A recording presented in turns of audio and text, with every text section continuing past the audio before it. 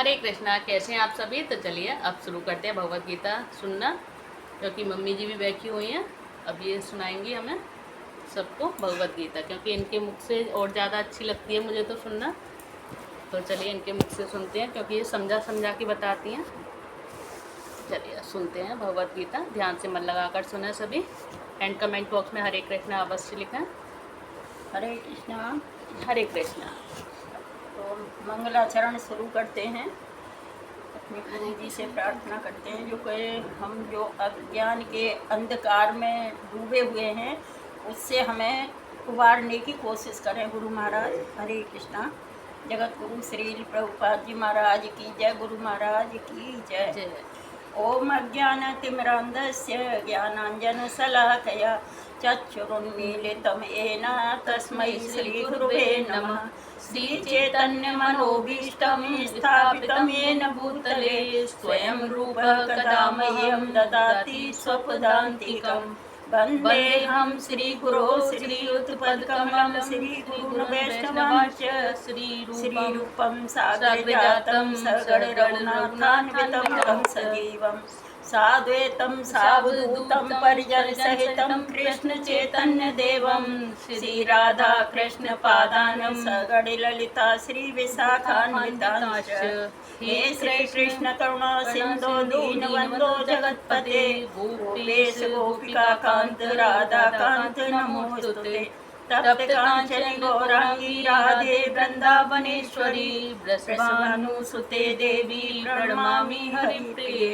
वाञ्छाकल्पतरुभ्यश्च कृपा सिन्धुभ्येव च पतितानां पावनेभ्यो वैष्णवेभ्यो नमो नमः। श्री कृष्ण चैतन्य प्रभु नित्यानंद श्री अद्वैत गदाधर शिवासादि गौर भक्त वृंद। हरे कृष्ण कृष्ण कृष्ण हरे हरे हरे राम राम राम हरे हरे। हरे कृष्ण कृष्ण कृष्ण हरे हरे हरे राम राम राम हरे हरे। हरे कृष्ण कृष्ण कृष्ण हरे हरे हरे राम राम राम हरे हरे। नमः ओम विष्णुपदाय कृष्ण प्रेष्ठाय भूतले स्वयं रूपः कदा मह्यं ददाति स्वपदान्तिकम्। वन्देऽहं श्रीगुरो श्रीयुतपदकमलं श्रीगुरून् वैष्णवांश्च श्रीरूपं साग्रजातं सगणरघुनाथान्वितं तं सजीवं। श्री भगवद्गीता यथारूप की जय।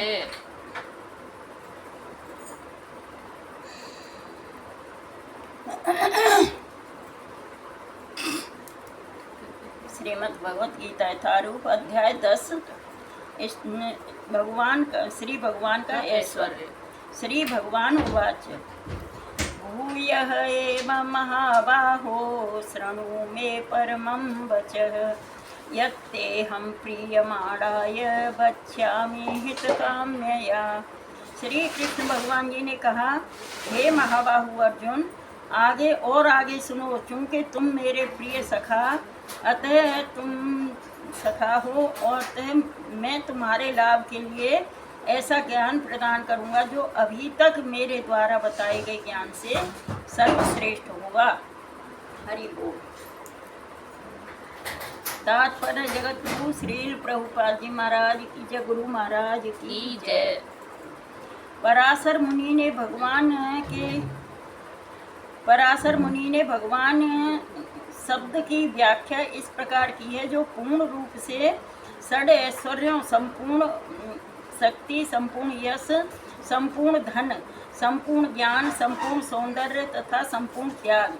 ये भगवान श्री कृष्ण भगवान में षड ऐश्वर्य मतलब 6 गुण अलग और सबसे अधिक पाए जाते हैं, जो कि सबसे ज़्यादा तो शक्तिमान है ये, और सबसे ज़्यादा यश मतलब सबसे ज़्यादा यश फैला हुआ है जगत में, और संपूर्ण धनवान, संपूर्ण ज्ञानवान, संपूर्ण सौंदर्य मतलब इनके सौंदर्य की छटा ऐसी है कि इसके संपर्क में जो भी आता है वही मोहित हो जाता है।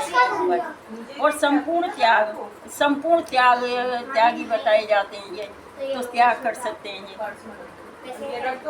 तो ये 6 ऐश्वर्यों से युक्त हैं, वह भगवान है, वही भगवान है। अगर जो हम कहें कि हम भगवान हैं, हम भगवान हैं, तो भगवान की व्याख्या अगर जो हम कहते हैं, अगर जो हम कहें तो हमारे लिए कोई ये प्रश्न कर सकता है कि षड ऐश्वर्य हैं आपके अंदर, तो हमारे अंदर नहीं है, हमारे अंदर एक भी नहीं पाया जाता। हम तो बहुत तुच्छ भगवान के भक्तों के भक्तों के भक्तों के भक्तों के भक्त के दास हैं, बहुत नीच योनि में हम। तो भगवान के 6 ऐश्वर्य हैं। जब श्री कृष्ण भगवान धराधाम में थे तो उन्होंने 6 ऐश्वर्यों का प्रदर्शन किया था। फलतः पराशर मुनि जैसे मुनियों ने श्री कृष्ण को भगवान रूप में स्वीकार किया है।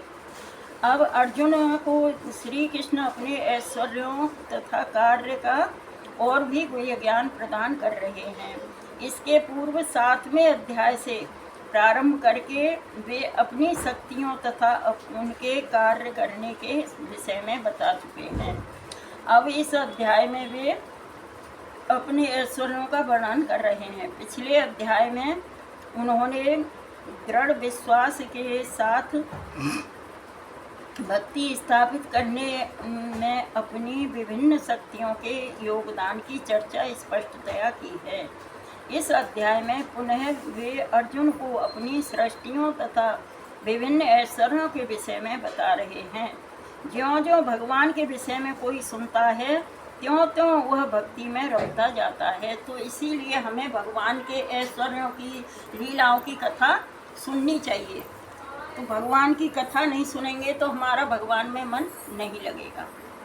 तो इस वजह